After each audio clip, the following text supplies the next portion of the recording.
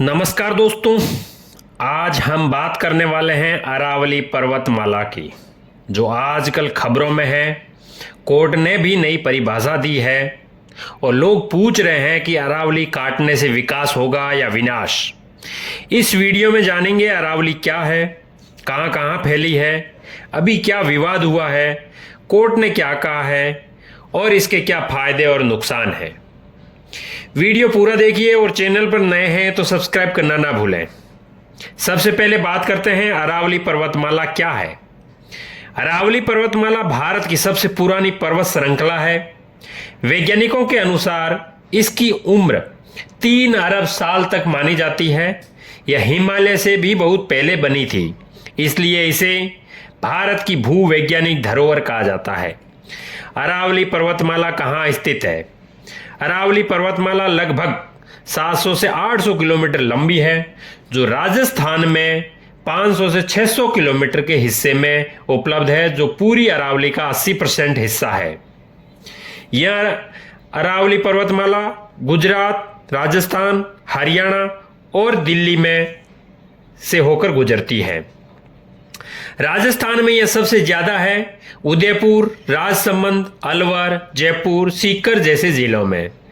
अभी अरावली को लेकर क्या विवाद खड़ा हुआ है? दोस्तों, असली विवाद है भूमाफिया। ये लोग अपने फायदे के लिए खनन और जमीन उपयोग बदलने को लेकर सुप्रीम कोर्ट में अरावली की परिभाषा ही बदलवा दी है, जिससे कई जगहों पर पत्थर तोड़े जा रहे हैं, अवैध खनन हो रहा है, जंगल की जमीन को गैर जंगल घोषित किया जा रहा है। कोर्ट ने अरावली को लेकर क्या कहा है? सुप्रीम कोर्ट ने हाल ही में नवंबर-दिसंबर में अरावली पहाड़ियों की एक नई वैज्ञानिक परिभाषा को मंजूरी दी है, जिसके अनुसार अब केवल वही भू आकृतियां अरावली मानी जाएगी जो जमीन से 100 मीटर या उससे ज्यादा ऊंची है। इससे कम ऊंची पहाड़ियों को संरक्षण से बाहर रखा जा सकता है, जिस पर पर्यावरणविदों ने कई चिंता जताई है। इससे खनन और निर्माण बढ़ सकता है, जबकि कोर्ट ने नए लीज पर लोग लगाते हुए टिकाऊ खनन की बात कही है और विशेषज्ञों को मैनेजमेंट प्लान बनाने का भी निर्देश दिया है।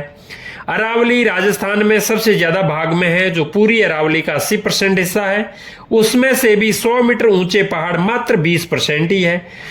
तो ये परिभाषा दी है, उससे अरावली का विनाश पक्का हो जाएगा। अरावली कटने के क्या फायदे बताए जा रहे हैं? कुछ लोग कहते हैं सड़क, फैक्ट्री, हाउसिंग बनेंगे, रोजगार मिलेगा, विकास तेज होगा। यह बात आंशिक रूप से सही है, लेकिन सवाल यह है, क्या यह विकास टिकाऊ है? अरावली कटने के नुकसान।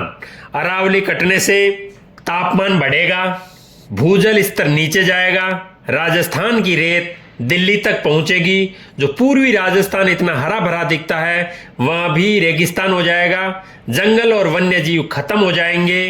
राजस्थान के जो पश्चिमी क्षेत्र में बारिश होती है, वह पाकिस्तान चली जाएगी, बारिश का पैटर्न बिगड़ जाएगा। सीधे शब्दों में आज फायदा कल भारी नुकसान है। विकास जरूरी है दोस्तों, लेकिन प्रकृति को खत्म करके विकास आत्मघाती है। इसका समाधान क्या है?